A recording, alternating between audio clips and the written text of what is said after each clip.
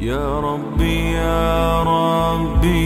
إني أسألك العفو عني ولم يخب فيك ظني يا مالك الملك يا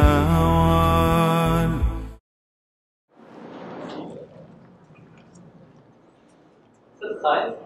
ہسٹری پرزرو کی ہے مختلف ان کو آج تک کبھی کسی پروفٹ کا ذکر نہیں ملا.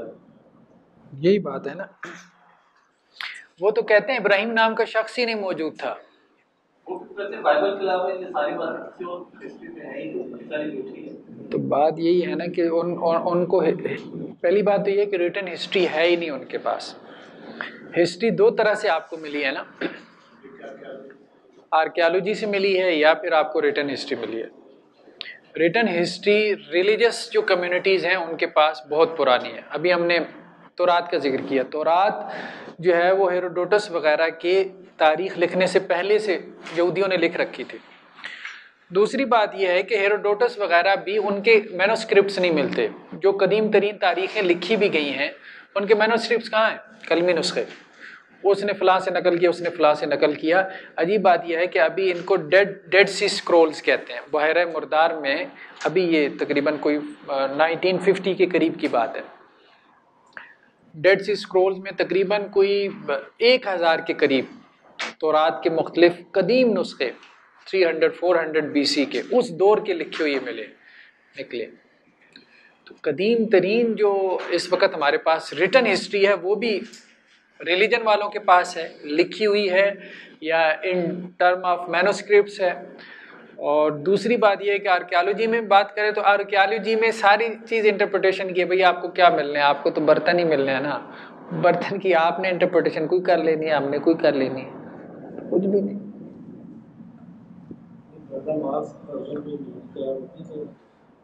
آخر وہ اس کو نہیں مانتے، وہ یہی کہتے ہیں یہ مسلمانوں نے اپنی طرف سے بنا لیا ہے. بہرحال اس میں جو پڑھا تھا وہ کہتے تھے کہ محمد صلی اللہ علیہ وسلم اور یہ ساری ہسٹری بھی صرف ریلیجس بک میں ہے. ویسے اگر دیکھی جائے تو ہسٹری میں کہیں بھی بنا ہے. اچھا ایک اور بات اسی سوال سے جی کہ جتنی بھی ہسٹری ہے نان ریلیجیس اس میں کہیں بھی کسی بھی پیغمبر کا ذکر نہیں. یہی بات ہم کر رہے تھے، کیوں نہیں؟ یہی بات ہم ڈسکس کر رہے تھے کہ کیوں نہیں. اس کی وجہ یہ ہے کہ وہ ایک تو اپروچز جو ہے وہ زیادہ تر بائسڈ اپروچز ہیں.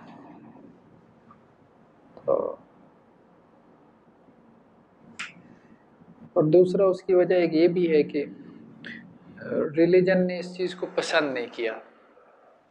سکندر اعظم کا تو آپ کو بت مل جاتا ہے لیکن نبی کا بت نہیں ملتا. اس کی وجہ یہی ہے کہ بیسیکلی وہ اس پورے جو ہے وہ بیانیے کے اندر اس چیز کی اجازت نہیں تھی کہ آپ تصویر بنا لیں، آپ جو ہے وہ ہاں یہ ساری ہسٹری ہے. تو رات ساری ہسٹری ہے. حضرت سلیمان کی تاریخ ہے، داؤد کی تاریخ ہے. ملوک تھے نا، وہ بھی بادشاہ تھے، بڑے بادشاہوں میں سے.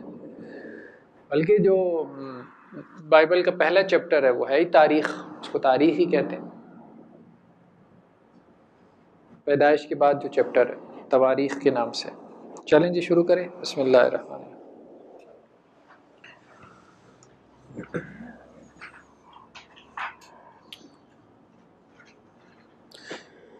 تو پیج نمبر 67 سے ہے یہ. ہر قوم کی طرف نبی اور رسول بھیجے گئے، یہ ایک سٹیٹمنٹ ہے. وَلِكُلِّ قَوْمٍ هَادٍ، اللہ نے کہا کہ ہر قوم کی طرف ہم نے بھیجے ہیں. مطلب یہ کوئی بات نہیں ہے کہ جی فلاں کی طرف نہیں آئے، فلاں کی طرف نہیں آئے. ہاں البتہ یہ بات کہی ہے کہ اللہ تعالیٰ ام القریٰ میں رسول بھیجتے ہیں، بستیوں کی ماں میں. ہر بستی میں نہیں بلکہ جو مرکزی بستی ہوتی ہے. آدم علیہ السلام سے لے کے محمد صلی اللہ علیہ وسلم تک تمام انبیاء کا ضابطۂ حیات ایک ہی تھا اور وہ اسلام ہے. اگرچہ اس ضابطۂ حیات کی تشریحات اور توضیحات کہ جسے شریعت کہتے ہیں حوال و ظروف میں تبدیلی کی وجہ سے مختلف ادوار اور اقوام میں متنوع رہی ہے. ضابطہ حیات ایک تھا، دین ایک تھا، اس کی شرح شریعت جسے کہتے ہیں وہ مختلف تھی. حضرت موسیٰ کی شریعت اور تھی، حضرت عیسیٰ کی شریعت اور تھی. مطلب ضابطۂ حیات کسے ہم کہہ رہے ہیں، یعنی فنڈامنٹلز ایک تھے، بیسز ایک تھی. تمام انبیاء نے شرک سے منع کیا، قتل سے منع کیا، ایڈلٹری سے منع کیا. تمام انبیاء نے چوری سے منع کیا، جھوٹ سے منع کیا. تمام انبیاء نے نماز کا حکم دیا، روزے کا حکم دیا، حج کا حکم دیا، زکوٰۃ کا حکم دیا. بس بیسس سیم ہے، تفصیلات ڈیفرنٹ ہیں. مطلب نماز پڑھنے کا طریقہ ان کے یہاں کچھ اور تھا، ہمارے یہاں کچھ اور ہے. یہ ممکن ہے، یہ ٹھیک ہے. شریعت یعنی ضابطۂ حیات کی تفصیلات اور جزیات کی طرح. منہاج، اب دو چیزیں ہیں، ایک شریعت ہے اور ایک منہاج ہے. یہ اہم بات ہے. شریعت تو جو ہے وہ زندگی گزارنے کا ضابطہ ہے، کوڈ آف لائف ہے، ٹھیک ہے. منہاج کیا ہے؟ یعنی شریعت کو فرد اور معاشرے میں جاری اور ساری کرنے کا طریقہ، وے آف لائف. ہر قوم کے لیے مختلف رہا ہے. لِكُلٍّ جَعَلْنَا مِنْكُمْ شِرْعَةً وَمِنْهَاجًا. شریعت بھی مختلف رہی ہے، منہاج بھی مختلف رہا ہے، لیکن ضابطۂ حیات سیم رہا ہے، کوڈ آف لائف سیم رہا ہے، بیسس سیم رہی ہے، پرنسپل سیم رہے. لیکن ان پرنسپلز کی امپلیمنٹیشن کیسے کرنی ہے سوسائٹی پہ، اس کے لیے کیا میتھڈالوجی اپنانی ہے، دعوت کی ہو، جہاد کی ہو، تبلیغ کی ہو، قتال کی ہو، کیا ہو، وہ میتھڈالوجی کو ہم منہاج کہہ رہے ہیں. میتھڈالوجی جو ہے وہ شریعہ کی امپلیمنٹیشن کی وہ ڈیفرنٹ رہی ہے. یعنی یہ نہیں ہے کہ ہر نبی نے آ کے قتال کیا ہو، یہ نہیں، یا ہر نبی نے آ کے صرف دعوت کا ہی کام کیا ہو، یہ نہیں. قتال آپ صلی اللہ علیہ وسلم سے پہلے بھی ملتا ہے. حضرت موسیٰ کے مطلب انہوں نے بھی کہا تھا نا آ کے قتال کرو. حضرت سلیمان علیہ السلام کے دیکھ لیں، حضرت داؤد کے دیکھ لیں. محمد صلی اللہ علیہ وسلم کی بعثت کے بعد قیامت تک کے لیے اللہ کا دین کیا ہے؟ وہ اسلام ہے. شریعت کیا ہے؟ ہم اس کو شریعت محمدی کہتے ہیں، محمدن لا، ٹھیک ہے. اور منہاج کیا ہے؟ دعوت اور جہاد ہے. دو لفظوں میں اگر ہم بیان کریں کہ دین اسلام کو آپ نے کیسے نافذ کرنا ہے، میتھڈالوجی کیا ہے دین کی امپلیمنٹیشن کی، تو وہ دعوت اور جہاد کے لفظ ہیں. کبھی دعوت سے دین امپلیمنٹ ہوگا، کبھی جہاد سے ہوگا. اور اب ان تینوں پر عرفاً اسلام کے لفظ کا اطلاق درست ہے، ٹھیک ہے. منہاج کو بھی آپ اسلام کہہ سکتے ہیں، اور جو شریعت ہے اس کو بھی اسلام کہہ سکتے ہیں، شریعت اسلامیہ. اور جو بیسز ہیں ہمارے دین کی وہ تو ہے ہی اسلام. اس دین کے دو پہلو روایت اور فہم ہے. ہم نے کہا تھا نا، جب ہم نے کہا نا انٹری کہاں سے ہوئی، اللہ کی طرف سے ہوئی. بیسک مقدمہ ہمارا یہ تھا کہ اللہ نے اس دنیا میں بھیجا ہے اور کہا کہ ایک ضابطۂ حیات بھیجوں گا. اللہ نے بھیج دیا، آدم علیہ السلام کے دور میں بھیج دیا، ہر نبی کے دور میں بھیجا، آخری نبی کے دور میں بھی بھیجا. اب سوال یہ پیدا ہوا کہ وہ ضابطۂ حیات مجھے کیسے پتہ چلے گا، مجھ تک وہ ضابطۂ حیات کیسے پہنچے گا کہ جس کے اوپر عمل کر کے میں نے آخرت میں کامیاب ہونا ہے. ایک یہ کہ وہ مجھ تک پہنچے گا کیسے، اور دوسرا میں اس کو سمجھوں گا کیسے. دو بڑے سوال ہیں. اس دین کے دو پہلو روایت اور فہم ہے. یہ دین مجھ تک پہنچے گا کیسے؟ آج تو اللہ کے رسول نہیں ہے نا ہمارے درمیان، 1400 سال پہلے گزر گئے، ٹھیک ہے. تو اللہ کے رسول صلی اللہ علیہ وسلم نے جو دین اللہ نے اپنے رسول کو دیا تھا، تو وہ دین مجھ تک کیسے پہنچے گا 1400 سال بعد، یا آج سے 4000 سال بعد آنے والے انسانوں کو کیسے پہنچے گا، یا اس کو ہم سمجھیں گے کیسے، انٹرپریٹ کیسے کریں گے. جہاں تک دین کی روایت کی بحث ہے تو حصول علم کے ذرائع مینز آف نالج میں سے مستند ترین ذریعہ یا جامع ترین ذریعہ خبر ہے، اور وہی خبر ہی کی ایک قسم ہے. یہ نیچے حاشیے میں کچھ آیات دی ہوئی ہیں. ہم نے اس اسٹیٹمنٹ میں ایک بات کی ہے کہ مینز آف نالج کیا ہے، نالج منتقل کیسے ہوتا ہے، انفارمیشن کیسے ٹرانسفر ہوتی ہے.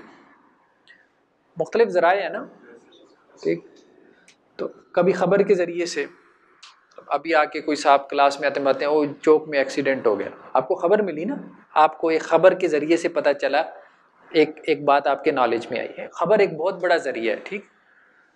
تو نیوز پیپر کی باقی یہ بات ٹھیک ہے کہ خبر وہی ہوتی ہے جو جھوٹی بھی ہو سکتی ہے سچی بھی، اس میں جھوٹ اور سچ کا امکان ہوتا ہے، ٹھیک ہے، وہ ایک علیحدہ بات ہے. ہم خبر کی تحقیق کریں گے. دین میں بھی یہ نہیں ہے کہ خبر آ گئی تو بس مان لیا ہے، یہاں پہ بھی یہ ہے کہ تحقیق کریں گے نا آپ خبر کی، وہ ہم آگے بحث کریں گے. تو خبر لیکن ایک بہت بڑا ذریعہ ہے دنیا میں علم کا کہ منتقل ہونے کا بہت بڑا ذریعہ خبر ہے. دوسری چیز کیا ہے؟ حواس خمسہ ہے، 5 سینسز ہیں. آپ خود مشاہدہ یا آبزرویشن سے آپ چیزوں کو جان لیتے ہیں اپنی سینسز کے ذریعے سے. ایک تیسرا ذریعہ عقل ہے، انسان کا تخیل ہے، انسان کی امیجنیشن ہے. تو اب یہ سوال یہ ہے کہ وہ دین جو اللہ کے رسول صلی اللہ علیہ وسلم پہ نازل ہوا تھا، آج مجھے وہ دین چاہیے. ہر بندہ یہ کہہ رہا ہے کہ میرے پاس وہ دین ہے، ٹھیک ہے. مختلف لوگ یہ کلیم کر رہے ہیں نا کہ میرے پاس وہ دین ہے، مجھ سے آ کے لے لو. تصوف والے کہہ رہے ہیں ہمارے پاس ہیں، جہادی کہہ رہے ہیں ہمارے پاس ہیں، ٹھیک ہے، وہ دعوت اور تبلیغ والے کہہ رہے ہیں ہمارے پاس ہیں، وہ فلاں کہہ رہے ہیں ہمارے پاس آ جاؤ. ہر کوئی کھینچ رہا ہے نا، شیعہ سنی والے اپنی اپنی طرف کھینچ رہے ہیں، ہر ایک یہ کہہ رہا ہے. اب ایسے میں ایک شخص چاہتا ہے کہ مجھے وہ دین مل جائے، تو اس کو کہاں سے ملے گا؟ تو ایک بات تو یہ ہے. دوسری خبر کی اہمیت کی بات ذرا دیکھیں. یہ جو نیچے اب اس کے بعد جو استدلال آ رہا ہے نا، اب اس کے بعد مطلب حواشی میں جتنی آیات آ رہی ہیں یا جتنی احادیث آ رہی ہیں یہ آہستہ آہستہ گہری ہوتی جائیں گی. مطلب اس سے استدلال سمجھنا پڑے گا. مطلب آپ تھوڑا سا غور کریں گے نا تو آپ استدلال بہت زیادہ سیکھ جائیں گے انشاءاللہ سے. تو اب یہ ایک سٹیٹمنٹ ہے، اس سٹیٹمنٹ کا ان آیات سے کیا تعلق ہے؟ یہ جو نیچے آیات ہیں حاشیہ نمبر 1 پر 69 میں، یہ خضر اور موسیٰ کا قصہ ہے. سٹیٹمنٹ کیا ہے؟ سٹیٹمنٹ دیکھیں. سٹیٹمنٹ یہ ہے کہ حصول علم کے ذرائع بہت سارے ہیں نا، حصول علم کے ذرائع میں سے مستند ترین اور جامع ترین ذریعہ خبر ہے. علم جن ذرائع سے ہمیں حاصل ہوتا ہے ان میں سے مستند ترین ذریعہ، سائنس والے کیا کہتے ہیں؟ مستند ترین ذریعہ کون سا ہے؟ حواس ہے نا، مشاہدہ، آبزرویشن، وہ تو یہی کہتے ہیں، ٹھیک ہے. فلاسفرز کیا کہتے ہیں؟ مستند ترین ذریعہ کیا ہے؟ عقل ہے. کشف والے کیا کہتے ہیں؟ مستند ترین ذریعہ کیا ہے؟ آپ کا ریلیجس ایکسپیرینس ہے، مذہبی واردات ہے، ٹھیک ہے. ہم یہ بات کر رہے ہیں کہ مستند ترین ذریعہ جو ہے وہ خبر ہے. اس پہ ہم نے ایک چیز کو دلیل بنایا، اس دلیل کا تعلق کیا بن رہا ہے؟ یہ کوئی صاحب ایکسپلین کریں. اس اسٹیٹمنٹ سے اس کا کیا، ان آیات کا کیا تعلق بن رہا ہے؟ یہ جو آیات ہیں فوجدنا عبدا من عبادنا آتیناہ رحمتا من عندنا پورا خضر کا اور موسیٰ کا قصہ ہے کہ وہ گئے ہیں ان کے پاس اور کچھ واقعات ہوئی ہیں.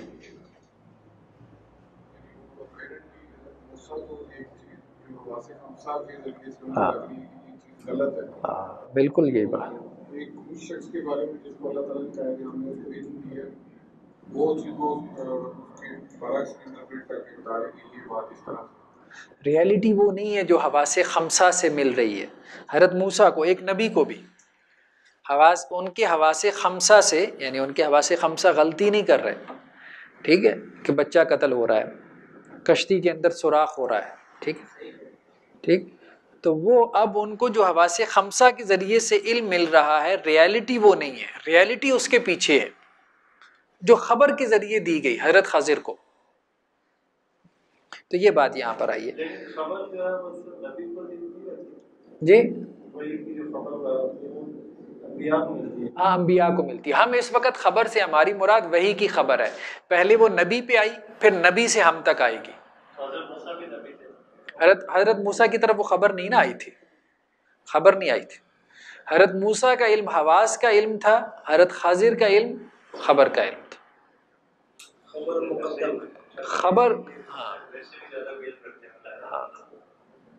تو خبر کا علم جو ہے وہ حواس کے علم پہ غالب آ گیا.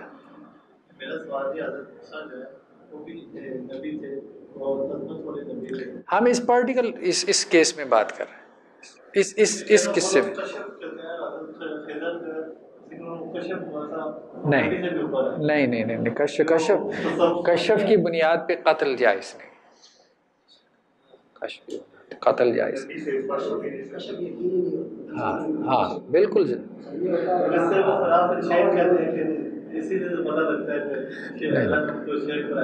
مجھے بتائیں آج کوئی کشف کی بنیاد پہ قتل کر دے؟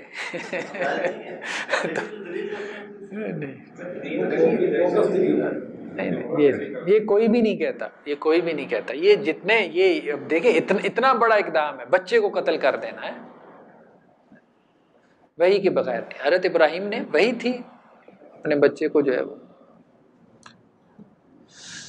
اگرچہ سابقہ آسمانی کتب میں آج بھی بعض مقامات پر اللہ کا حکم موجود ہے, بعض مقامات پہ سابقہ آسمانی کتب میں آج بھی وہ اللہ, ہم بات کر رہے ہیں نا اللہ کے دین کی کہ اللہ کا دین ہمیں مل جائے, تو ہم یہ کہہ رہے ہیں کہ سابقہ آسمانی کتابوں میں بھی کہیں کہیں اللہ کا دین کی جھلک نظر آ جاتی ہے. ٹھیک ہے, اس کو آپ دیکھ لیں 1 نمبر حاشیے میں. پھر موسیٰ نے سب اسرائیلیوں کو بلوا کر ان سے کہا کہ اے اسرائیلیوں, تم ان آئین اور احکام کو سن لو جن کو میں آج تم کو سناتا ہوں, تاکہ تم ان کو سیکھ کر ان پر عمل کرو. میرے آگے تو اور معبودوں کو نہ ماننا. یہ اب آج کی تورات کی سٹیٹمنٹ ہے, میرے علاوہ اور معبودوں کو نہ ماننا. تو اپنے لیے کوئی تراشی ہوئی مورت نہ بنانا, ٹھیک, نہ کسی چیز کی صورت بنانا جو اوپر آسمان میں یا نیچے زمین پر یا زمین کے نیچے پانی میں ہے, تو ان کے آگے سجدہ نہ کرنا اور نہ ان کی عبادت کرنا, کیونکہ میں خداوند تیرا خدا غیور خدا ہوں. اور جو مجھ سے عداوت رکھتے ہیں ان کی اولاد کو 3 اور 4 پشت تک باپ دادا کی بدکاری کی سزا دیتا ہوں. اب یہ بات ایک ہو سکتی ہے غور طلب ہے, لیکن آگے وہی بات ہے. اور ہزاروں پر جو مجھ سے محبت رکھتے اور میرے حکموں کو مانتے ہیں رحم کرتا ہوں. تو خداوند اپنے خدا کا نام بے فائدہ نہ لینا, جھوٹی قسم نہ, کیونکہ خداوند اس کو جو اس کا نام بے فائدہ لیتا ہے بے گناہ نہ ٹھہرائے گا. تو خداوند اپنے خدا کے حکم کے مطابق سبت کے دن کو یاد کر کے پاک ماننا, یعنی ہفتے کا دن. 6 دن تک تو محنت کر کے اپنا سارا کام کاج کرنا, لیکن 7واں دن خداوند تیرے خدا کا سبت ہے. اس میں نہ تو کوئی کام کرے, نہ تیرا بیٹا, نہ تیری بیٹی, نہ تیرا غلام, نہ تیری لونڈی, نہ تیرا بیل, نہ تیرا گدھا, نہ تیرا اور کوئی جانور, اور نہ کوئی مسافر جو تیرے پھاٹکوں کے اندر ہو, تاکہ تیرا غلام اور تیری لونڈی بھی تیری طرح آرام کریں. اپنے باپ اور اپنی ماں کی عزت کرنا جیسا خداوند تیرے خدا نے تجھے حکم دیا, تاکہ تیری عمر دراز ہو. اور جو ملک خداوند تیرا خدا تجھے دیتا ہے اس میں تیرا بھلا ہو. تو خون نہ کرنا, تو زنا نہ کرنا, تو چوری نہ کرنا, تو اپنے پڑوسی کی بیوی کا لالچ نہ کرنا, اور نہ اپنے پڑوسی کے گھر یا اس کے کھیت یا غلام یا لونڈی یا بیل یا گدھے یا اس کی کسی اور چیز کا خواہاں ہونا. یہی باتیں خداوند نے اس پہاڑ پر آگ اور گھٹا اور ظلمت میں تمہاری ساری جماعت کو بلند آواز سے کہیں. اب دیکھیں نا کہ یہ وہ 10 کمانڈمنٹس جنہیں ہم کہتے ہیں, تورات کے احکام عشرہ. تو تورات میں مطلب ساری باتیں غلط نہیں ہیں, یہ وہی باتیں ہیں جو تمام دین ادیان میں. تو ہم بھی یہی بات کر رہے ہیں کہ آسمانی کتابوں میں آج بھی اللہ کا دین کہیں کہیں موجود ہے. یہ بہت بڑی گواہی ہے اس حوالے سے بھی کہ قرآن ان کی تصدیق کر رہا ہے اور وہ قرآن کی تصدیق کر رہے ہیں. لیکن چونکہ ان قوموں نے اپنی الہامی کتب اور نبیوں کی تعلیمات میں اخفاء اور اضافے, یعنی پچھلی قوموں کے جو کتابیں ہیں انہوں نے کیا کیا, اس میں اخفاء, یعنی ایک تو چھپا لیا. اخفاء کا مطلب کیا ہے, تعلیمات کو چھپا لیا, دوسرا اس میں ایڈیشن کر دی. قرآن نے دونوں باتیں کہی ہیں نا, کہ رستے لفظی اور مانوی تحریفات کر لی. لفظی تحریفات بھی ہوئی ہیں. کچھ لوگوں کا ہمارے یہاں کہنا ہے کہ تورات میں لفظی تعریف نہیں ہوئی, یہ غلط بات ہے. تورات میں لفظی تعریف بھی ہوئی ہے اور مانوی تعریف. مانوی تعریف تو قرآن میں بھی لوگوں نے کی ہے نا, مانوی تعریف تو کوئی بڑی بات نہیں ہے. آپ ایسی ایسی تفسیریں اٹھا کے دیکھیں کہ انسان مطلب حیران رہ جاتا ہے لوگوں نے کیا سے کیا معنی بنا دیے ہیں. مانوی تعریف کا مطلب یہ ہوتا ہے کہ لفظ باقی ہے, معنی لوگوں نے چینج کر دیا. لیکن تورات اور انجیل میں نہیں ہے, لفظ بھی چینج ہوا. یہ قرآن نے یہی کہا نا, یحرفونہ وقد کان فریق منہم یسمعون کلام اللہ ثم یحرفونہ. تحریف ہوتی حرف میں, حرف کے اندر, لفظ کے اندر, ٹیکسٹ کے اندر. لہذا اب قیامت تک کے لیے انسانوں کی اخروی نجات کی لازمی شرط دین اسلام کو جاننے کا واحد محفوظ ذریعہ خالق کے آخری پیغمبر محمد رسول اللہ صلی اللہ علیہ وسلم ہے.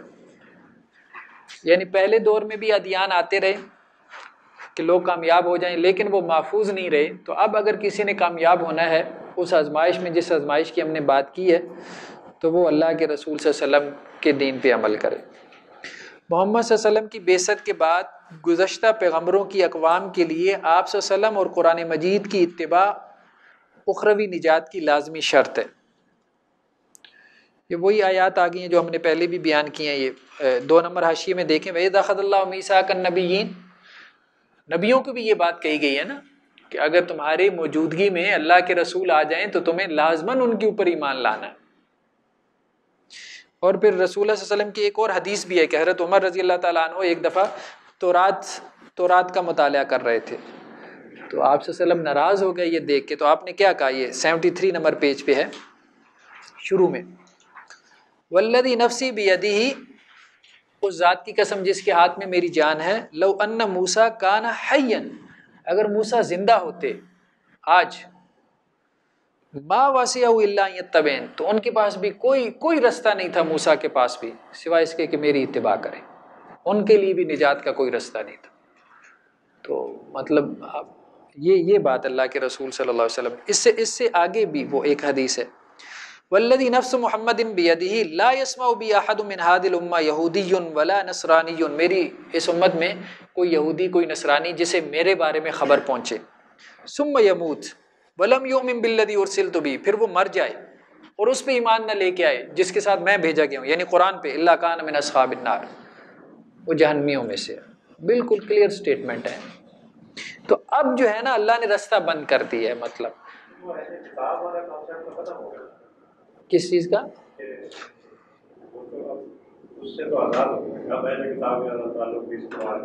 نہیں وہ تعلق تو ٹھیک ہے نا، تعلق سے تو منع نہیں کیا، وہ تو مشرک سے بھی منع نہیں کیا، یہ ہم آگے ڈسکس کریں گے۔ لا ينهاكم الله عن الذين لم يقاتلوكم في الدين، اللہ تعالیٰ تمہیں منع تو نہیں کرتا کہ تم ان مشرکوں سے کوئی تعلق قائم کر لو جنہوں نے تم سے دین کے معاملے میں جنگ نہیں کی، جنہوں نے تمہیں تمہارے گھروں سے نہیں نکالا۔ اللہ نے حربی سے منع کر رہا ہے، حربی کافر سے، جو تم سے لڑائی کر رہا ہے، جو تم سے جنگ کر رہا ہے، چاہے وہ اہل کتاب میں سے ہو، اہل کتاب میں سے نہ ہو۔ سویلین سے منع نہیں کیا، جو پرامن ہے ان سے منع نہیں کیا۔ تو فرق کتابی غیر کتابی کا نہیں ہے، فرق ان کے ہے حربی اور غیر حربی ہونے کا۔ حرب کہتے ہیں جنگ کو، جنگی کافر، اور وہ جو جنگ نہیں کر رہا۔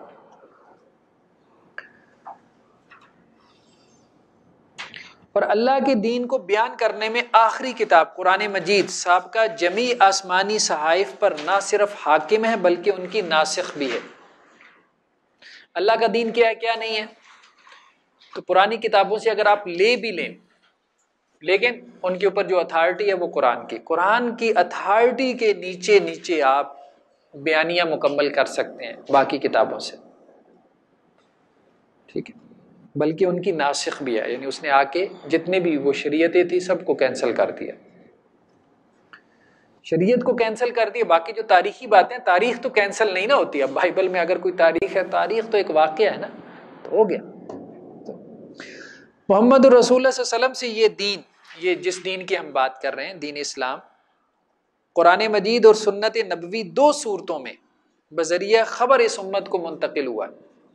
مجھ تک دین کیسے پہنچا؟ خبر کے ذریعے سے پہنچا، درمیان میں 1400 سال ہیں، تو ایک خبر ہے جو مجھ تک پہنچی ہے، 2 صورتوں میں پہنچی ہے، قرآن کی صورت میں، سنت کی صورت، حدیث کی صورت، اور خبر صحیح کے ذریعے اس دین کا محمد صلی اللہ علیہ وسلم سے امت کے کسی فرد تک پہنچ جانا اس پر حجت قائم ہو جانے میں کافی ہے۔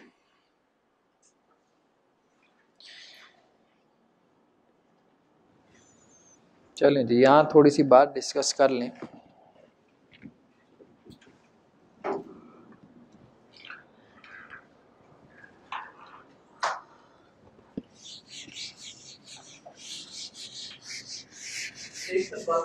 جی جی، جو ہم نے بات کی شریعت اور پھر منہاج کی، کچھ لوگ جیسے غافی صاحب کہتے ہیں کہ ایک دین کی فکر بھی ہوتی ہے جو کہ عورتیں نے اور بنائی ہوئی اور ویسے چھوڑ دی، اب وہ فکر قرآن کی اور سنت کی کچھ لوگ اور انٹرپریٹ کرتے ہیں، کچھ لوگ اور انٹرپریٹ کرتے ہیں، اس میں دونوں صحیح اپنی جگہ ڈالتے ہیں۔ یہ آگے آ رہا ہے، آخر میں آ رہی ہے یہ بات، انشاءاللہ سے اس کو ہم دیکھیں گے۔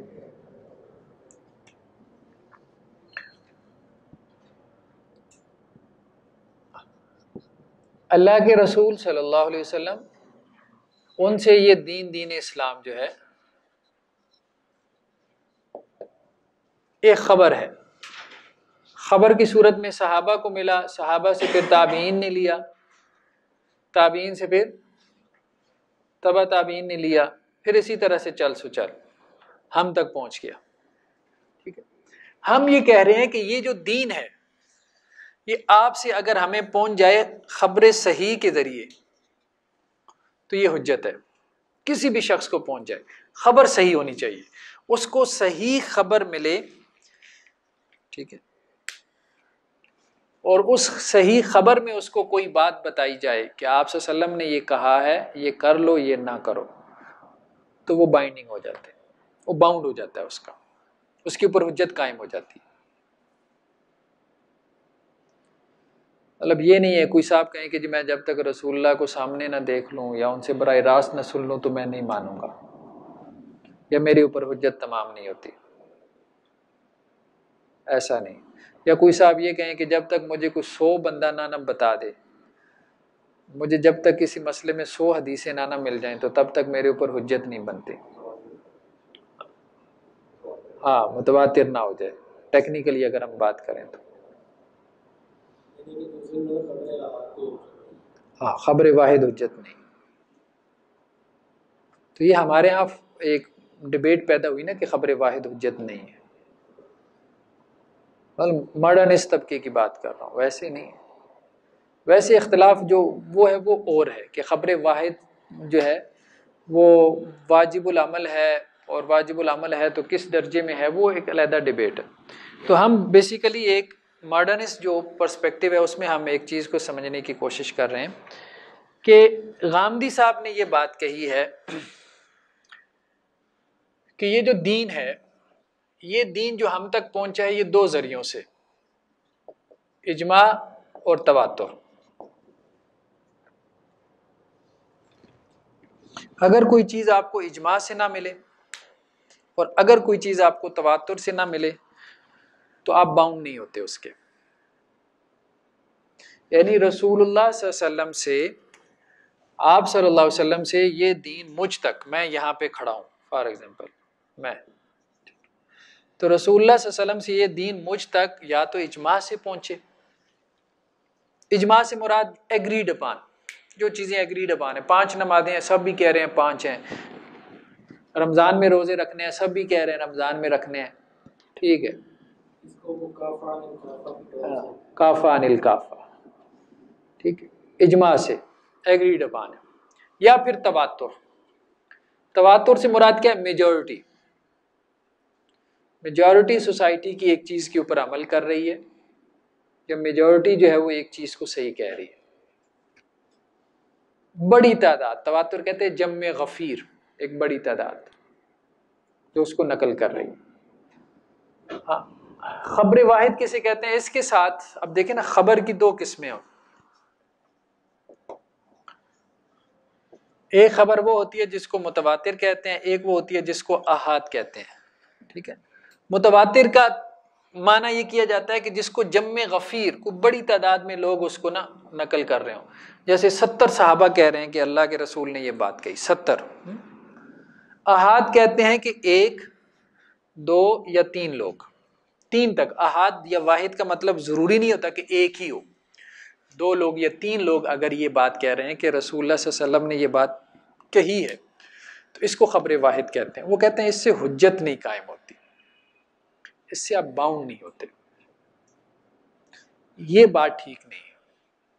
یا وہ یہ کہتے ہیں کہ اس سے دین ثابت نہیں ہوتا. وہ کہتے ہیں کہ دین ثابت ان 2 رستوں سے ہوتا ہے. یعنی مینز آف نالج کی ہم بات کر رہے تھے نا کہ دین ٹرانسفر کیسے ہوتا ہے، دین کیسے ٹرانسفر ہوا. وہ اس سوال کا جواب دیتے ہیں کہ دین اجماع سے ٹرانسفر ہوتا ہے یا تواتر سے. اس سے کم درجے میں دین ٹرانسفر نہیں ہوتا.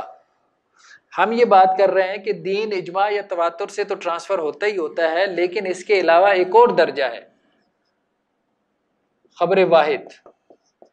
دین کا ایک بڑا حصہ اس ذریعے سے ٹرانسفر ہوتا ہے، ورنہ تو دین آپ کا سارا ضائع ہو جائے گا اگر آپ خبر واحد کو نکال دیں گے تو.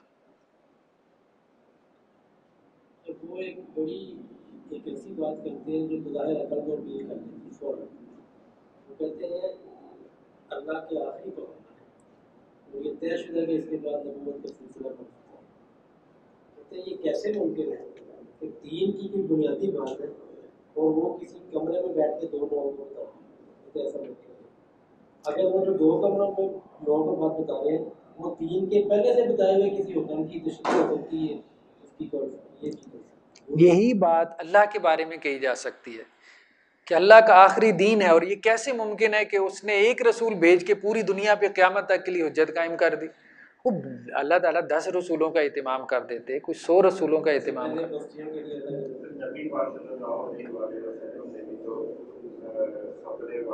ہوئی نہیں، خود نبی کی خبر کیا ہے؟ خبر واحد اللہ سے خبر واحد آئی ہے نا. حضرت جبریل آئے، اکیلے آئے، حضرت جبریل سے آگے نبی صلی اللہ علیہ وسلم خبر واحد. پھر اللہ کے رسول صلی اللہ علیہ وسلم، بہت سمپل ہے، بہت سمپل ہے. اللہ کے رسول صلی اللہ علیہ وسلم سے جب صحابہ جو ہے وہ قرآن مجید کی تعلیم حاصل کرتے تھے، مسجد میں جیسے کوئی آیات نازل ہوئیں تو آپ نے پڑھ کے سنائی. اب اگر کوئی صحابی گھر جا کے اپنی مسز کو، اہلیہ کو بتاتا ہے کہ آج قرآن کی یہ آیات نازل ہوئی ہیں، تو وہ کیا کہتی تھی؟ پہلے جا کے رسول اللہ سے پوچھوں گی یا 4 بندے اور آ کے مجھے بتائیں گے تو پھر مانوں گی قرآن ہے. اسی طرح سے آپ صلی اللہ علیہ وسلم نے جو گورنر بنا کے بھیجے، حضرت معاذ بن جبل کو بھیجا یمن کی طرف گورنر بنا کے. اب وہ اکیلا صحابی تھا نا، پورے علاقے کی طرف گیا، اس اکیلے صحابی نے بتایا کہ یہ قرآن ہے، یہ سنت ہے، سب نے فالو کیا.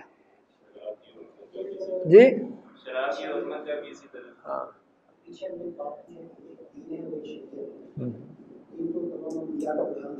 مشترک رائے.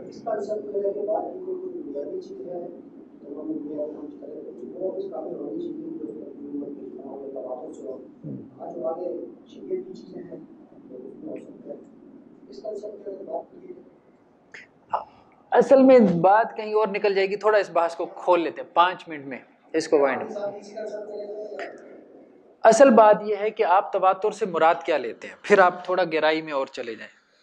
خیر اصول حدیث میں تو ہم نے اس پہ بہت ٹائم لگایا تھا.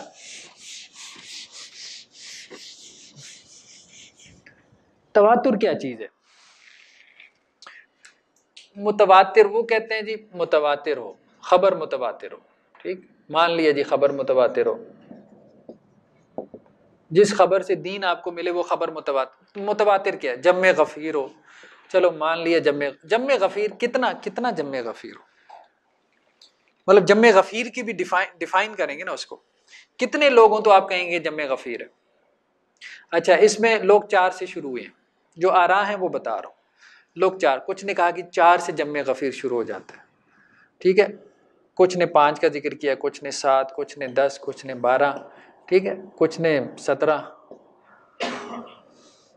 اسی طرح سے چلے جائیں. 70، 40 کا بھی ذکر ہے. کبھی آپ اتفاق کر ہی نہیں سکتے اس کے اوپر، اس کو آپ ڈیفائن نہیں کر سکتے. ٹھیک، یعنی اگر آپ تعداد کی طرف جاتے ہیں تو آپ کبھی ڈیفائن نہیں کر سکتے، ہمیشہ اختلاف. مطلب کوئی دلیل ہے ہی نہیں آپ کے پاس. جنہوں نے کہا 4 ہے تو انہوں نے دلیل نکالی، وہ مطلب زنا کی سزا چونکہ 4 ہے، 4 گواہ چاہیے نا، تو انہوں نے کہا وہ دلیل ہے.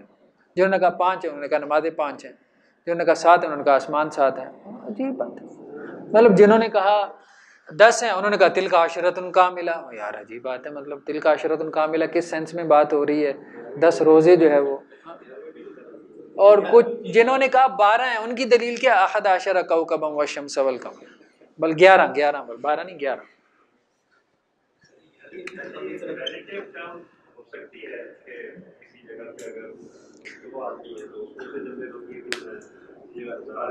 اگر ریلیٹو کر دیں گے نا تو پھر وہی بات ہوگی، پوسٹ وہ دلیل نہیں بن سکتی. اس لیے ابن تیمیہ اس پہ بہت اچھی بات کی. انہوں نے کہا تواتر سے یہ مراد تعداد نہیں ہے، تواتر سے مراد کوانٹیٹی نہیں کوالٹی ہے.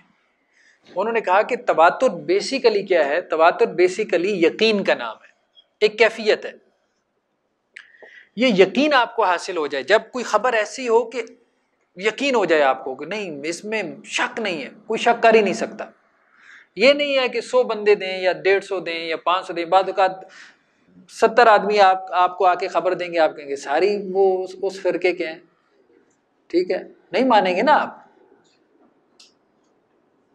ٹھیک ہے، مطلب کربلا کے بارے میں اگر آپ کو 150 جو ہے وہ ذاکر خبر دے دیں تو مان لیں گے آپ؟ ہزاروں لوگ بیان کرتے ہیں ہم نہیں مانتے. نہیں مانیں گے آپ.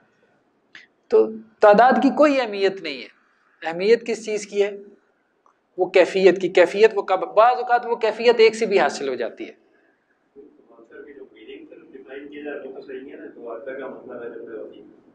ہاں یہ معنی صحیح نہیں ہے. یہ معنی اس کا آیا ہے گریک سے. تواتر کی اصطلاح متقدمین محدثین کی اصطلاح نہیں ہے. آپ کی اصول حدیث کے جتنے کتابیں ہیں جو ابتدائی کتابیں، اس لیے جو بیسک سورس ہے مقدمہ ابن صلاح ہے. اصول حدیث کی بڑی کتابوں میں مقدمہ ابن صلاح ہے. مقدمہ ابن صلاح میں ابن صلاح یہ کہتے ہیں کہ تواتر کی اصطلاح جو ہے وہ ہمارے لیے اجنبی ہے، مطلب ہمارے محدثین کے لیے. یہ سب سے پہلے خطیب بغدادی صاحب نے اس کو لیا اصول فقہ سے. اصول فقہ والوں نے لیا اس کو یونانیوں سے، کیونکہ اصول فقہ میں منطق بہت استعمال ہوئی ہے. ٹھیک ہے، تو وہ منطق ساری یونانی منطق تھی. تو منطق کے راستے یہ اصول فقہ میں آئی. اصول فقہ سے یہ آئی اصول حدیث میں. 456 میں وفات ہے خطیب بغدادی کی. یعنی آپ کہہ سکتے ہیں کہ 5ویں صدی ہجری میں جا کے پہلی مرتبہ تواتر کی اصطلاح استعمال ہو رہی ہے. اس سے پہلے محدثین کوئی محدث نہیں استعمال کر رہا.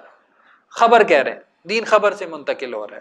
خبر صحیح ہے یا خبر غلط ہے، خبر جھوٹی ہے یا خبر سچی ہے، خبر کی بات ہو رہی ہے.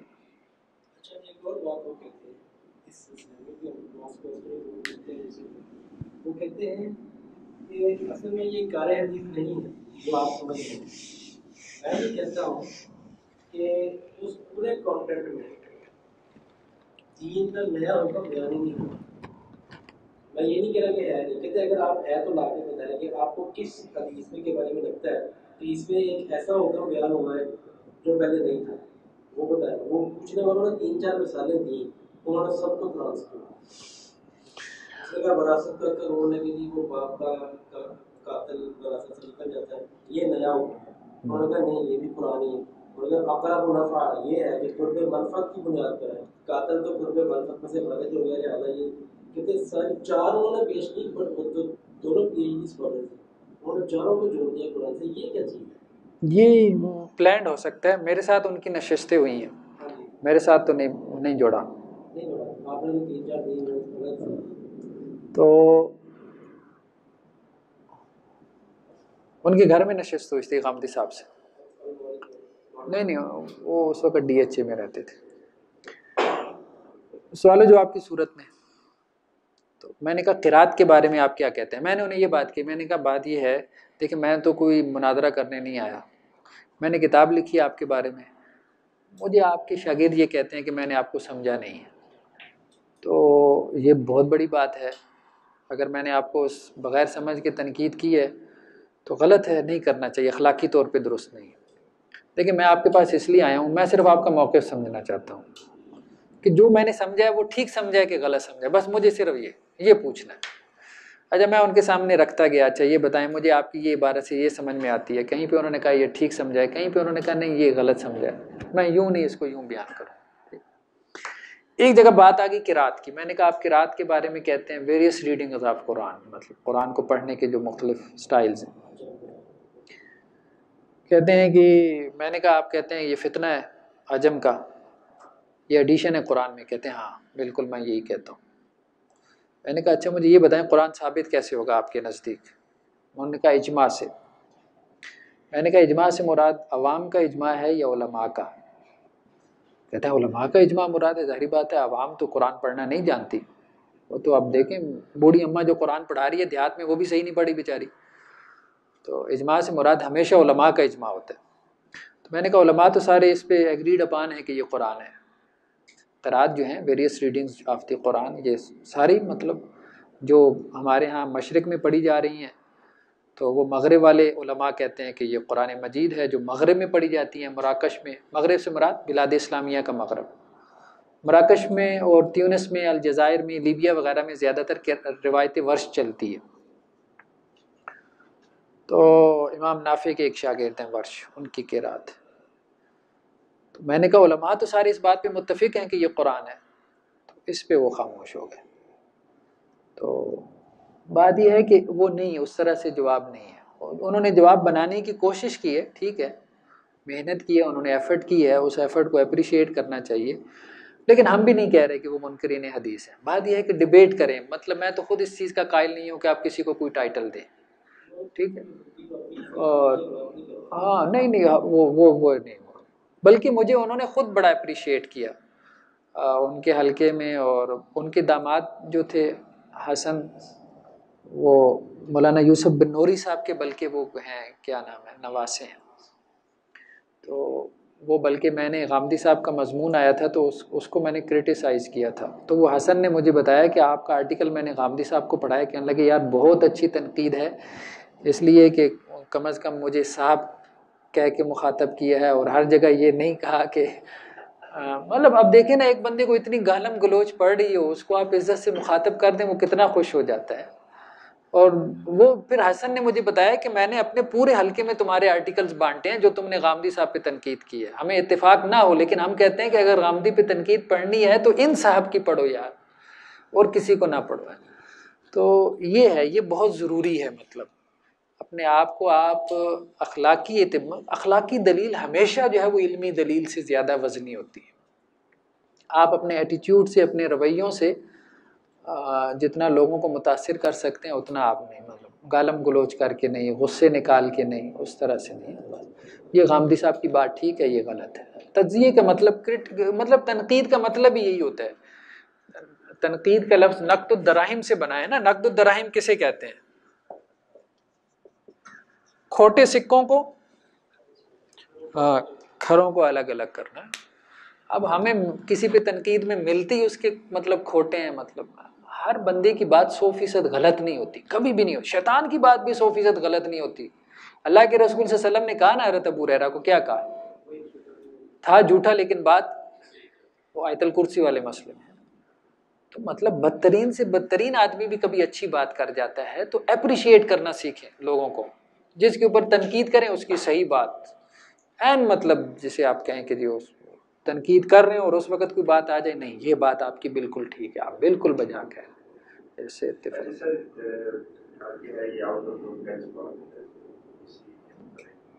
جیسے یہ ہے کہ آپ کسی کے اوپر بھی ایسے وغیرہ کوئی تعبیر کی غلطی کی وجہ سے صاحب نے ایک تعبیر کامیابی کے بارے میں اس نے کبھی نبوت کا دعویٰ ہی نہیں کیا. غلط ہے, بالکل غلط تعویل ہے, بالکل غلط تعویل ہے. باقی یہ ہے کہ ہم کسی کو روک بھی نہیں رہے. ہم ایک بات کر رہے ہیں کہ جہاں بہت سارے ہماری سوسائٹی میں ایسے علماء ہیں جو یہ سب کچھ کر رہے ہیں, آپریشن کہہ لیں, جو کچھ بھی کہہ لیں, ایک بڑی تعداد ایسی علماء کی ہے. تو کچھ ایسے بھی ہونے چاہیے جو ذرا دوسرے طریقے سے بھی اصلاح ہو سکتا ہے. اس کے ذریعے سے وہ اللہ نے جو کہا نا حضرت موسیٰ کو فرعون کے بارے میں, کیا کہا تھا کہ ذرا نرم بات کرنا ہے.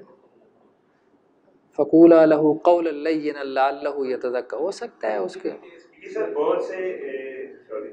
بہت سے علماء مطلب میں نے جو بھی دیکھا ہے کہ وہ اس مکتب میں فکر رہے ہیں جگہ ہمارے ساتھ کے اسکول آف کے زیادہ آپ جاتے ہیں. اگر آپ دیکھیں وہ والا کے مولانا صدر صاحب کے وہ ہمارا خان یاسر ہو گئے, یہ جماعت الدعویٰ کے مبشر صاحب ہو گئے, یہ دیکھا اسی اسکول آف تھاٹ کی طرف وہ جا رہے ہیں. یہ لوگ تو بڑے نالجیبل ہے ہر ایک, ان کو آخر اس میں وہ کیا چیز مل رہی ہے, کیا یہ کوئی آسانی ڈھونڈنا چاہ رہے اپنے لیے؟ نہیں, ہم کسی کو کسی کو ہم کچھ نہیں کہتے, نہ کسی کی نیت پہ. ہم غامدی صاحب کے نا ایک دفعہ ادارے میں المورد میں ایک ڈسکشن ہو رہی تھی. ہم کچھ لوگ تھے, کچھ ان کے لوگ تھے, کچھ ہمارے مدرسے کے تھے.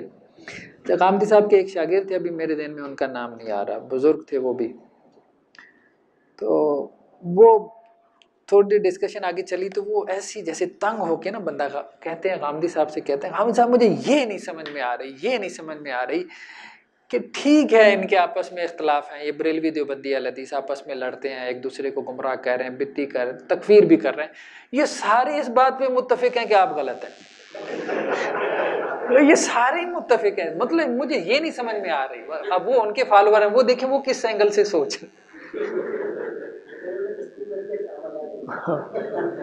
تو وہ کہہ رہے ٹھیک ہے میں مانتا ہوں ان کے آپس کے اختلاف ہوں گے, لیکن یہ سارے اس پہ اتفاق کرتے ہیں کہ آپ غلط ہیں. یہ بات ہمارے لیے بڑی پریشان کن ہے.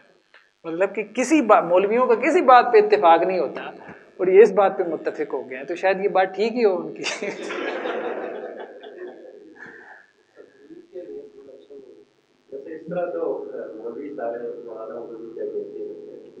ٹھیک ہے، نہیں اچھا، بہت نہیں، سارے نہیں، بہت سارے اپریشیٹ بھی کرتے ہیں. اچھا وہ کہتے ہیں کہ سب سے زیادہ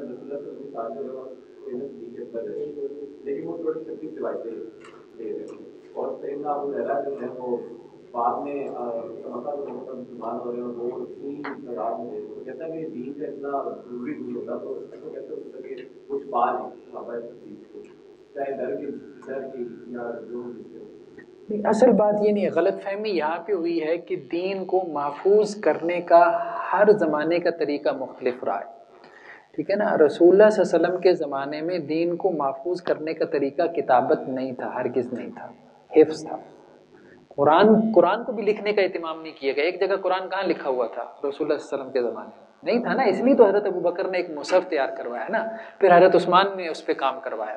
تو گویا کہ قرآن کا کام بھی آپ کہہ سکتے ہیں نہیں کہ انکمپلیٹ تھا، نہیں انکمپلیٹ نہیں تھا. اس زمانے میں علم کو محفوظ کرنے کا ذریعہ ہی ڈیفرنٹ تھا. مطلب ان کو شجر نسب یاد تھے اپنے گھوڑوں کے، حفظ، اور ان کی میموری اتنی زیادہ ہوتی تھی، مطلب وہ شعر و شاعری کے مطلب ہزاروں اشعار ان کو زبانی یاد ہوتے تھے. پھر ایک وقت آیا کہ کتابت غالب آ گئی. اب ہم چونکہ پرنٹنگ پریس کے دور میں پلے بڑے ہیں تو ہمیں کتابت ہی زیادہ اچھی چیز نظر آتی ہے. اب تو ہم خیر کتابت کے دور سے نکل رہے ہیں. اب جو نیا دور آ رہا ہے وہ تو ہاں ای بک کا ہے، ای پبلشنگ کا ہے، ہارڈ ڈسک ہے. یہ تو کتاب تو ختم ہو جائے گی آپ کی جو ہارڈ کاپی میں. ٹھیک ہے، پھر آپ اس کو، تو یہ ہر زمانے میں علوم کو محفوظ کرنے کے جو ذرائع ہیں وہ مختلف رہے. تو یہ اس بات کو نہیں سمجھ پائے کہ اس دور کا سب سے بڑا ذریعہ، مطلب اس دور کا کیا. اب بھی آپ دیکھ لیں، مجھے یہ بتائیں قرآن مجید لکھا ہوا ہو اور دوسری طرف قرآن کا حافظ ہو، پرائمری سورس کون سا ہے؟ پرائمری سورس حافظ ہے. آپ کے ہاں، ہاں آپ کے ہاں کوئی قرآن پبلش کرنے کی اجازت نہیں ہے جب تک 2 حفاظ. آخر میں وہ سرٹیفکیٹ ہوتا ہے، کبھی مصحف جا کے کوئی بھی کھول کے دیکھ لیں کہ فلاں قاری صاحب نے جو ہے وہ تصدیق کی ہے کہ یہ لکھا ہوا قرآن جو ہے وہ ان کی میموری کے مطابق ہے. میموری آج بھی اصل ہے، لکھا ہوا اصل نہیں ہے. یعنی لکھے ہوئے کو تصدیق چاہیے حافظے کی. بل وہ آیات بینات فی صدور، یہ تو آیات بینات ہیں سینوں کے اندر. بس یہ کے اندر وہ نہیں تھے، شاید مدینہ کے میں آ کے ریکارڈنگ کے لیے کچھ کو آزاد پیدا ہو گئے.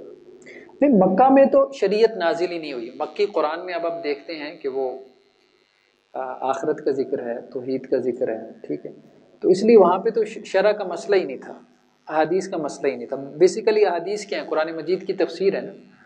تو قرآن مجید میں احکام تو مدنی قرآن میں آئے. دوسری بات یہ ہے کہ مدنی قرآن میں بھی رسول اللہ صلی اللہ علیہ وسلم نے کچھ لوگوں کو باقاعدہ تیار کیا. حضرت ابو ہریرہ نے کہا تھا نا کہ میں بھول جاتا ہوں آپ کی باتیں سنتا ہوں، تو سمیٹ لو. کہتے ہیں اس کے بعد نہیں بولا.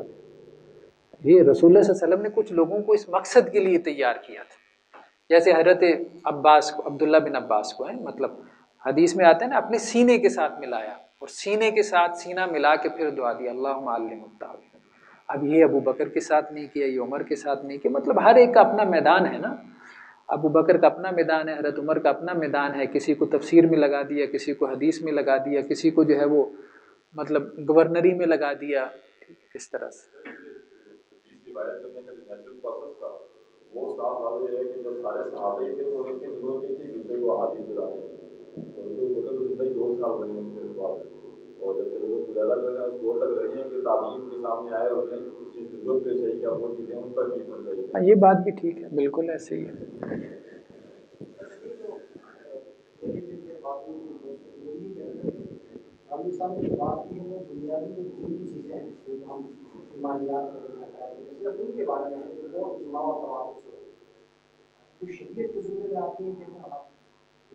ایک بات تو ہمارے اپنے کاموں سے سنی ہے، جب ان کا جملہ دوہرایا تو میں نے ڈسکس کر دیا. انہوں نے کہا کہ باتیں کہہ رہے ہیں کہ ایک اللہ کے نبی صلی اللہ علیہ وسلم کا فرمان صحیح سند تک ہم تک پہنچ جائے اور پتہ چل جائے، یقین ہو جائے، واضح ہو جائے کہ اللہ کے رسول کیا فرمان ہے، تو ادنا درجے کا انحراف نہیں مان کے منا.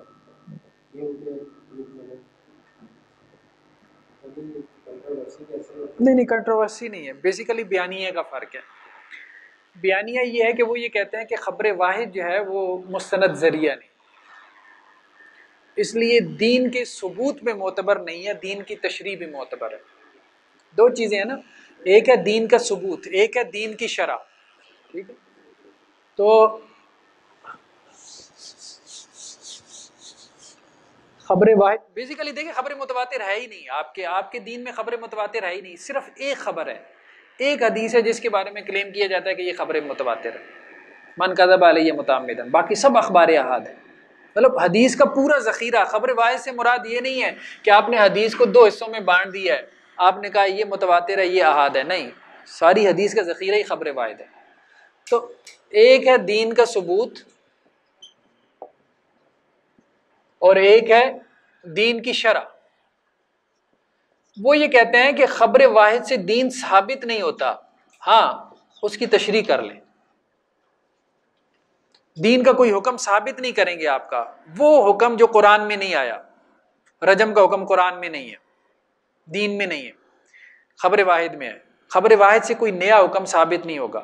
ہاں رجم کا حکم قرآن میں آ جاتا ہے، اس کی تفصیل حدیث میں آ جاتی کہ رجم ایسے کرنا ہے، کھڑا کر کے کرنا ہے، بٹھا کے کرنا ہے، گڑھا کھود کے کرنا ہے، تفصیل ہم مانیں گے حدیث سے.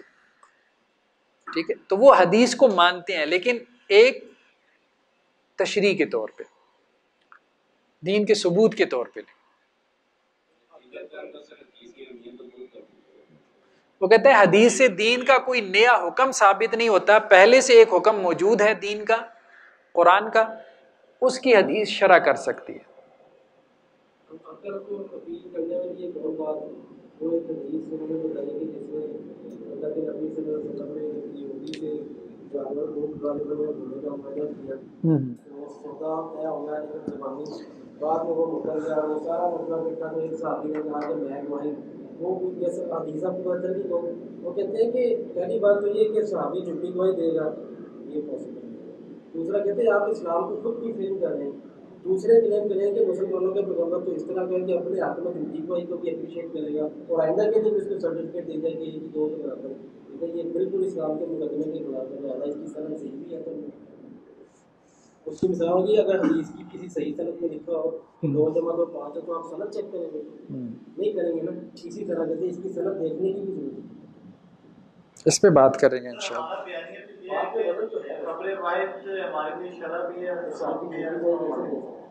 خبر واحد سے دین ثابت بھی ہوتا ہے اور دین کی شرح بھی ہوتی ہے. جی جی تمام لوگوں کا اتفاق، کیونکہ بہت سارے احکامات ایسے ہیں جو صرف خبر واحد میں. ٹھیک ہے، جیسے درندے ہیں، چیر پاڑ کرنے والے درندے ہیں، خبر واحد میں حکم ہے نا کہ اللہ نے شیر چیتے کو حرام قرار دیا، اللہ کے رسول صلی اللہ علیہ وسلم نے گدھے کو حرام قرار دیا. وہ ان چیزوں کی حرمت جو ہے وہ خبر واحد سے نہیں مانتے، وہ بھی کہتے ہیں گدھا حرام ہے، وہ کہتے ہیں فطرت ہے، بس مزاج آپ پسند نہیں ہے نہیں کھاؤ. ہو سکتا ہے نتائج میں وہ آپ کے ساتھ کھڑے ہوں لیکن وہ اس وجہ سے نہیں مان رہے کہ وہ حدیث میں آ گیا کہ گدھا کھانا حرام ہے. ایک آڈیو میں ان کی سن رہا تھا، انہوں نے وہ اپنی کتاب پڑھائی بھی ہے. ایسے ہی شیر کے بارے میں کہتے ہیں حدیث پڑھنے کی ضرورت کیا ہے جب پہلے سے ہی پتا کہ وہ زندہ ہے تو ضرورت نہیں. تو وہ یہ نہیں، وہ حدیث کی وجہ سے نہیں مانتے. تو بہت ساری چیزیں جو حدیث میں حرام ہے ہو سکتا ہے وہ بھی اس کو حرام سمجھ رہے ہوں لیکن وہ اس کی انٹرپریٹیشن کسی اور طرح سے کر، لیکن کہیں پھر اختلاف پڑ جائے گا. ایک آدمی نے سوال کر دیا اچھا مینڈک، ٹھیک ہے بھائی دل کرتا ہے تو کھا لو، ٹھیک ہے. اب کہیں جا کے آپ کا اختلاف بھی پڑ جائے گا. چلیں جی، قرآن مجید کی خبر کا ثبوت 74 پیج نمبر 74 ہے، 10 منٹ ہے ہمارے پاس، کچھ پڑھ لیں. قرآن مجید کی خبر کا ثبوت، اصول قرات، حدیث کا اصول حدیث، یعنی ہر ایک خبر علیحدہ ہے نا. قرآن کی خبر ثابت کیسے ہوگی، قرآن کیسے ثابت ہوگا، اس کے اپنے اصول ہیں، 3 اصول ہیں بیسیکلی.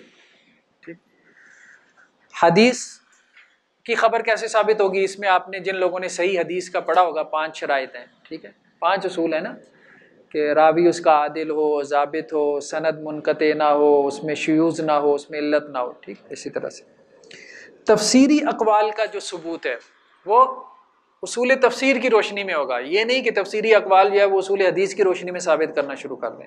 یہ بہت اہم ہے. سیرت کا اصول سیرت اور تاریخ کا اصول تاریخ کی روشنی میں ہوگا. اب ہمارے یہاں ہو کیا رہا ہے کہ تاریخی واقعات کو آپ اصول حدیث کے ذریعے سے پرکھ رہے ہیں. اگر آپ تاریخ کو اپنی اصول حدیث سے پرکھنا شروع کر دیں گے کچھ بھی نہیں بچے گا. سارے کذاب جھوٹے راوی ہیں جنہوں نے تاریخیں نقل کی ہیں. ٹھیک ہے، تو وہ یہی ہے نا کہ جو وہ محدثین اس کو کذاب کہہ رہے ہوتے ہیں اور ادھر اس نے پوری تاریخ کی کتاب لکھی ہوتی ہے جو آپ کے یہاں تاریخ کا بیسک سورس ہوتا ہے. تو اس لیے اصول تاریخ پہ علیحدہ سے کام کرنے کی ضرورت ہے. وہاں مطلب لوگوں نے کام کیا بھی ہے.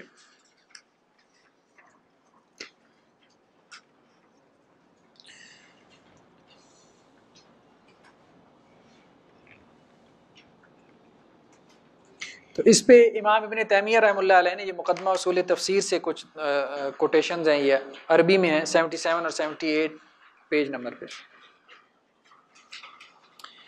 بلکہ یہ 77 پہ ذرا ایک کوٹیشن تھوڑی سی دیکھ لیں، سیکنڈ نمبر پیراگراف پہ. فالمقصود ان المنقولات التي يحتاج اليها في الدين قد نصب الله الادله على بيان ما فيها من صحيح وغيره. اچھا، ومعلوم ان المنقول في التفسير اكثر كالمنقول في المغازي والملاحم ولهذا قال امام احمد. امام احمد کا یہ قول اہم ہے. کیا ہے؟ ثلاثه امور ليس لها اسناد. تین چیزیں ایسی ہیں جن کی کوئی سند نہیں ہے. التفسیر والملاحم والمغازی.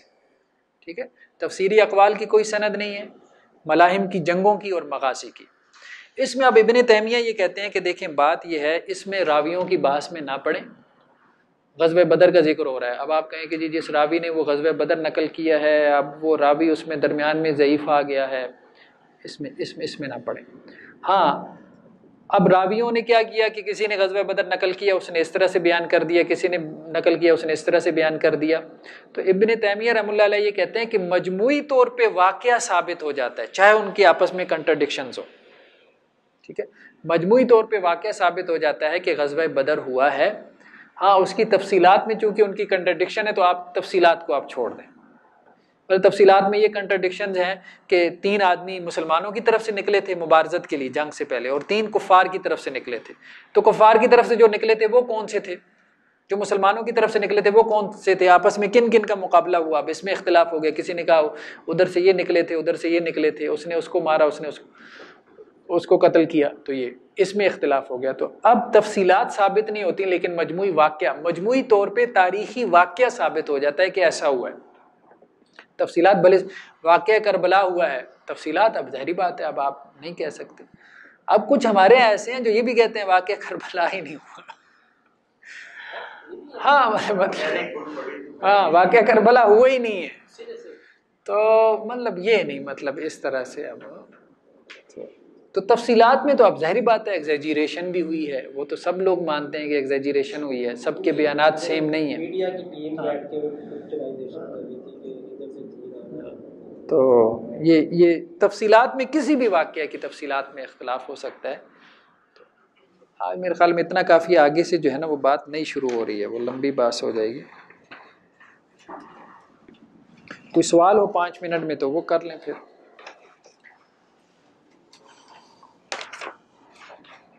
ایک بات آئی تھی یہ کہ وہ حدیث درمیان میں وہ رہ گئی، اب مجھے مل نہیں رہی.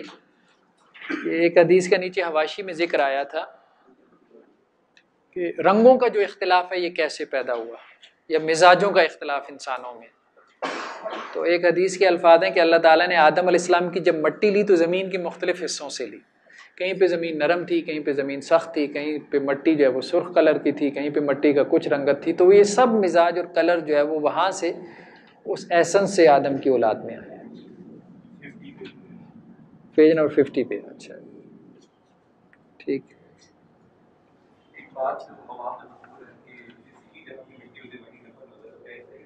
نہیں یہ نہیں، یہ بات نہیں. تاریخی روایت کے اوپر آپ نے کہا کہ تاریخی روایت ہے اس کے اوپر نہیں کریں گے. مولانا مودودی کی کتاب کے اوپر 3 جلدوں نے اس پہ انہوں نے یہی اصول بتایا کہ اگر ہم وہ تاریخ مانیں تو اس سے زیادہ صحابہ کا کردار زیادہ مشہور ہوتا ہے. لہٰذا آپ اس کو بھی زیادہ اصل حدیث کے لیے آپ سیکھا کرتے ہیں. صاحب ہے مولانا صاحب ہے یہی اصول پہ بات کرتے ہیں. تو اگر ہم نہ مانیں تو کیا صحابہ اکرام کا نہیں، ہم یہ کہہ رہے ہیں تفصیلات میں تو ظاہری بات ہے آپ تھوڑا اسٹرکٹ ہو سکتے ہیں. مجموعی واقعے کا انکار نہ کریں کہ ایسا نہیں ہوا. ٹھیک ہے، مجموعی واقعہ ثابت ہو جاتا ہے. یعنی ایک کہہ رہے ہیں نا کہ ایک بڑا ایونٹ، ایک بڑا واقعہ کہ یہ ہوا، یہ جنگ ہوئی، یہ ہوا، فلاں ہوا. اب جنگ صفین کا تو انکار نہیں نہ کر سکتے صحابہ کی عظمت کی وجہ سے. جنگ جمل کا تو انکار نہیں نہ کر. ہاں تفصیلات میں جس کا وہ زیادہ تر یہ آج کل بہت سے لوگوں نے جس کو بتا شور بچایا وہ یہی ہے کہ وہ جو زندگی کے اوپر گاڑیاں وغیرہ پر دی جاتی تھی وہ یہ کہتے ہیں. ہاں نہیں، اس کی انٹرپریٹیشن کا وہ بالکل ٹھیک ہے آپ کہہ رہے ہیں. ہاں اس کی انٹرپریٹیشن کرنی چاہیے. یعنی جو تفصیلات ہیں اس میں ضرور آپ اسٹرکٹ ہوں اور اس میں آپ اصول حدیث کو بھی اپلائی کریں جس سے صحابہ کی جو ایک عدالت ہے مطلب مجموعی طور پہ وہ متاثر ہوتی ہو. تو وہ ہاں نہیں، یہ بات ٹھیک نہیں ہے. یہ بات ٹھیک نہیں ہے کہ وہ ایسا کرتے تھے. وہ آیات، وہ جو احادیث ہے نا ان کا ترجمہ غلط کیا جاتا ہے، اس کی ٹرانسلیشن صحیح نہیں کی جاتی. اس پہ میں نے لکھا بھی ہے، وہ ٹرانسلیشن بالکل غلط کی گئی ہے. ہمارے ہاں احادیث میں یہ بھی بڑا ایشو ہے. احادیث کی ٹرانسلیشنز پہ بڑا کام، علمی کام ہونے والا. مطلب اردو جو ترجمے ہیں، زیادہ تر مسائل جو احادیث کے اوپر اعتراضات پیدا ہوئی ہے وہ غلط اردو تراجم کی وجہ سے پیدا ہوئی ہے. اور ہمارے یہاں مکتبوں کو بس شوق ہے بس یہ کا ترجمہ شائع کر دیں، وہ ترجمہ شائع کر دیں، لیکن یہ نہیں سوچتے کہ وہ ترجمہ جب روا روی میں کرتے ہیں تو اس کے اوپر کتنے پاسبل جو ہے وہ آبجیکشنز کھڑے ہو سکتے ہیں. مطلب اچھا مترجم ٹرانسلیٹر وہ ہے نا کہ جب وہ ترجمہ کرے تو وہ یہ سوچے کہ مخاطب جب پڑھ رہا ہوگا تو اس کے ذہن میں کیا شک اور کیا شبہ. یہ تھوڑی ہے کہ اس کا یہ ترجمہ ہے تو میں اب لکھتا چلا جاؤں. اچھا جو ہے وہ خطیب وہی ہے نا کہ جب وہ تقریر کرتا ہے، لیکچر تیار کر کے آتا ہے تو اسے پتا ہو کہ پاسبل کوسچنز کیا ہو سکتے ہیں میرے اور اس کو وہ ذہن میں پہلے سوچ کے آئے. یہ نہیں کہ آ کے کھڑا ہو جائے، بولنا شروع کر دے، آگے سے کوئی جو ہے وہ سوال کرے تو اب ہمارے ہاں یہی ہوا ہے. میں نے دیکھا ترجمے جو ہے نا بہت بے احتیاطی سے کیے گئے ہیں. یہ گاڑی والی بات اور اس کے علاوہ اور کچھ ایسی باتیں جن میں کسی حد تک واسطیت کی ضرورت ہے. یہی وجہ ہے کہ ان کا کوئی عربی کا بیک گراؤنڈ نہیں ہے کبھی. ایسے ہی ہے، بالکل ایسے. وہ غلط فہمیاں ہیں، غلط فہمیاں بالکل. نہیں، میں نے انہیں کہا ہے، انہیں ای میل بھی کی تھی. وہ خیر کہہ تو رہے تھے ٹھیک ہے. بس میرے خیال میں ان کا کیس یہ ہے کہ وہ نہیں وہ اچھا ہے ماشاء اللہ. آپ کو یہ لگتا ہے کہ ایسے لوگ اس سے آگے آ رہے ہیں کیونکہ علماء دوسری طرف بھی بہت زیادہ مطلب بہت ہی تاریخ بہت چیز کرتے ہیں. میں ایک دفعہ بیٹھا ہوا تھا، ایک اچھے اسکالر ہے لیکن مطلب ان کی مسجد میں، تو وہ کہتے ہیں کہ سیدنا معاویہ رضی اللہ عنہ کی شان میں چیز بتائی اور اس کے بعد کہتے ہیں کہ ان کا تو اختلاف ہے کوئی نہیں حدیث سے، اور بہت چھوٹا اختلاف تھا. اب بتائیں نارمل بندہ جب تاریخ پڑھے گا تو کچھ ہاں نہیں، بہرحال یہ بھی نہیں ٹھیک ہے. دونوں طرف سے ہی بہرحال ایگزیجریشن ہوتی ہے. تو زیادہ اس لیے بہت سارے لوگ تو سیف سائیڈ میں نکل گیا نا کہ مشاجرات صحابہ کو ڈسکس نہ کریں، صحابہ کے جو آپس کے جھگڑے ہیں. بس سیف سائیڈ یہی ہے. اس کی وجہ یہ ہے کہ ہم اس وقت موجود نہیں ہیں، درمیان میں بہت ٹائم، بہت عرصہ گزر چکا، اور اتنے عرصے میں پتہ نہیں کیا سے کچھ بن جاتا ہے. تو وہ ہم اس کو صحیح طرح سے اس کی پکچر ہمارے سامنے نہیں آ سکتی. ڈسکس نہ کریں یا اگر ہم سفر کے طور پر ڈسکس کر سکیں لیکن ہم کسی صحابہ کے اوپر تنقید کریں، ہاں یہ زیادہ صحیح نہیں ہے. ٹھیک ہے، مطلب پبلکلی ڈسکس نہیں کرنا چاہیے اس طرح سے کہ جس سے لوگ جو ہے نا وہ ٹھیک نہیں ہے. کیونکہ ظاہری بات ہے، یہ تو ہے کہ وہ ہمارے لیے قرآن نے یہ تو کہا ہے نا کہ ان کی اتباع کرو، اور ان کی اتباع پہ جنت کی بشارت دی ہے. جو کچھ بھی کرو، مطلب قرآن نے ان کو کرٹیسائز بھی کیا ہے، صحابہ پہ تنقید بھی کی ہے، لیکن ساتھ ساتھ اللہ نے ان کو اپریشیٹ بھی بہت کیا. پھر وہ اللہ ہے نا، اللہ نے تنقید کی ہے.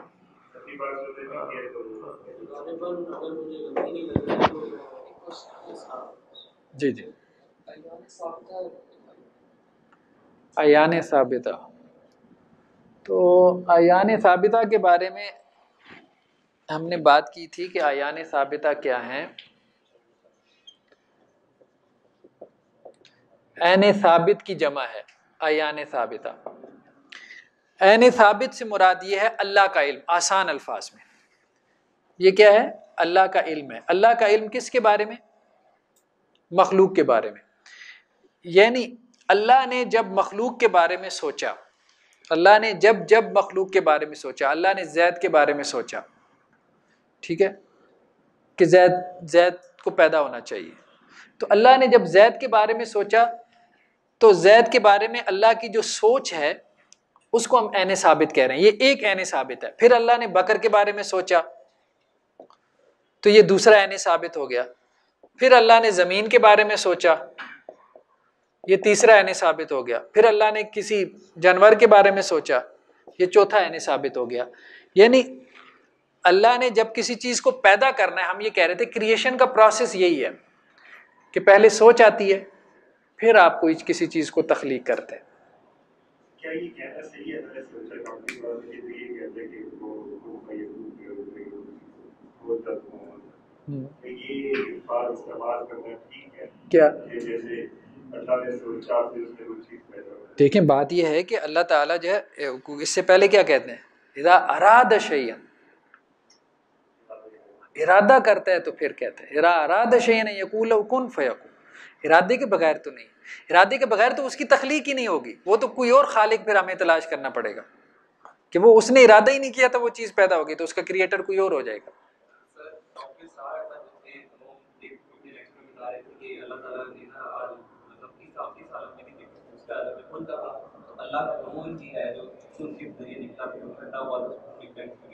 نہیں وہ نہیں، وہ بات ٹھیک نہیں ہے.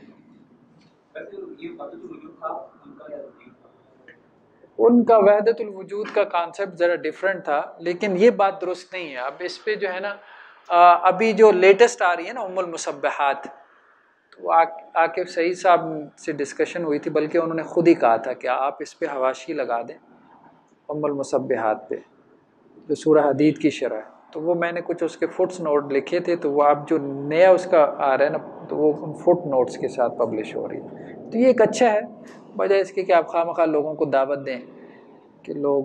وہ پھر خود ڈاکٹر صاحب یہ کہتے تھے کہ میں نے براہ راست نہیں پڑھا، نہ میں نے خود مطلب انہوں نے لکھا ہے میں نے ابن عربی کو براہ راست نہیں پڑھا. وہ درمیان میں بہرحال یوسف سلیم چشتی صاحب کو پڑھتے رہے، ایک سیکنڈری سورس تھا جس کو پڑھ کے وہ تھوڑا سا جو ہے وہ الجھن کا شکار ہو گئے. تو نہیں، وہ انہوں نے براہ راست نہیں پڑھا، انہوں نے خود لکھا ہے ام المسبحات میں. ابھی اب مطلب جا کے دیکھو، کہتے ہیں میں نے نہ فصوص پڑھی ہے نہ فتوحات مکیہ پڑھی ہے، بس مجھے ایک حسن ظن ہے اور اس حسن ظن کی وجہ سے میں نے ان کا دفاع کر دیا بس. تو اس دفاع میں پھر انہوں نے ایک نئی تھیری بنا لی، وہ تھیری وحدت الوجود کی. اب یہ ہمارے ہاں جو اہل حدیث حضرات تنقید کرتے ہیں نا ڈاکٹر صاحب پہ، یہ بڑی غلط تنقید ہے. یہ تنقید یہ کرتے ہیں کہ ڈاکٹر صاحب کی جو وحدت الوجود کا نقطہ نظر تھا وہ وہی ہے جو ابن عربی کا تھا. یہ بالکل غلط ہے، ایسا بالکل بھی نہیں ہے. مطلب یہ بہت سطحی بات ہے. جس نے وحدت الوجود کا نہ مطالعہ کیا ہو اور نہ ڈاکٹر صاحب کا مطالعہ کیا ہو، اور اسی پہ بلکہ ایک میری ریسرچ آرٹیکل بھی ہے. ڈاکٹر صاحب بیسیکلی دیکھیں وحدت الوجود کیسے بناتے ہیں، وہ بہت انٹرسٹنگ ہے. مطلب انہوں نے جو تھیری دی ہے وہ ان کی اپنی تھیری ہے، ان سے پہلے کسی نے نہیں دی، اور وہ اس پہ بڑا فخر کرتے تھے ایجاد و ابداع عالم سے عالمی نظام خلافت تک. اور وہ کہتے تھے کہ انسان جتنا سوچ سکتا تھا میں نے اس سے آگے سوچ کے دکھا دیا. بہرحال مطلب یہ بگ بینگ تک پہنچے تھے تو میں نے ان کو بگ بینگ سے آگے لے گیا ہوں، اور بگ بینگ سے پیچھے نہیں نہ گئی ہے ابھی تک، تو ان کے پاس کوئی جواب نہیں ہے. تو ڈاکٹر صاحب نے بیسیکلی بگ بینگ سے پیچھے لے کے گئے. وہ یہ کہتے تھے، اب انٹرسٹنگ ہے، مطلب ہے تو ساری تھیالوجی ہے، کہ اللہ نے کن کہا، خدا تو کن کیا ہے؟ بیسیکلی ورڈ آف گاڈ ہے نا، یہ کلام ہے. کن کیا ہے؟ اللہ کا کلام ہے، صفت ہے اللہ تعالیٰ کی. ٹھیک ہے، یہ کن وہ کہتے ہیں کہ کن نے ایک نور کی شکل اختیار کر لی، یہ کنورٹ ہو گیا، ٹرانسفارم ہو گیا. لفظ کن جو تھا جو اللہ نے کہا، وہ لفظ کن جو ہے اللہ کا جو کلام ہے وہ ایک نور کی صورت میں ٹرانسفارم ہو گیا. عام نقطہ نظر کیا ہے کہ لفظ کن سے کیا ہوا؟ اللہ نے کن کہا تو کن سے، کن کہنے سے ایک علیحدہ یہاں پہ ایک مخلوق وجود میں آ گئی علیحدہ سے.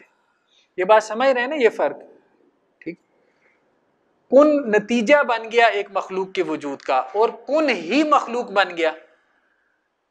ٹھیک، تو اب وہ کہتے ہیں کہ یہ کن نے نور کی صورت اختیار کی، یہ نور جو ہے اس سے فرشتے پیدا ہوئے، پھر اس نور نے آگ کی صورت اختیار کی، آتشی آگ کا گولا بنا، اس آگ سے پھر جو ہے وہ جنات پیدا ہوئے، پھر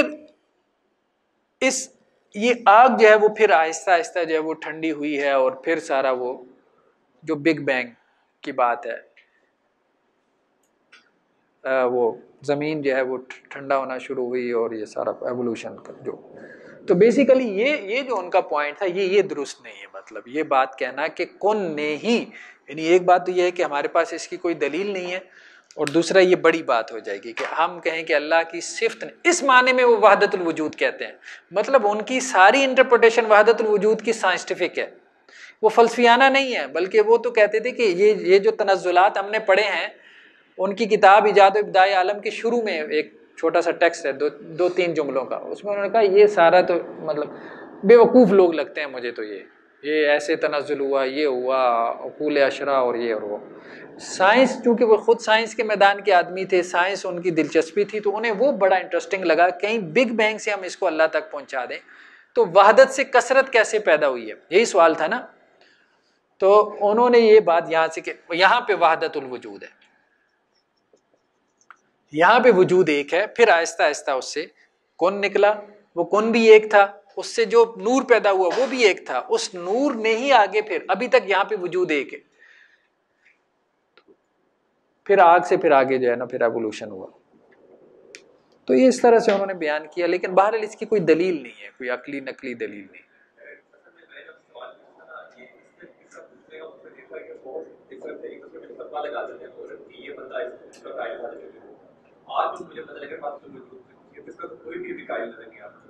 نہیں ڈاکٹر صاحب، اس وحدت الوجود وہی بات ہم نے کی تھی نا درمیان میں، وحدت الوجود کے بھائی ورژنز ہیں.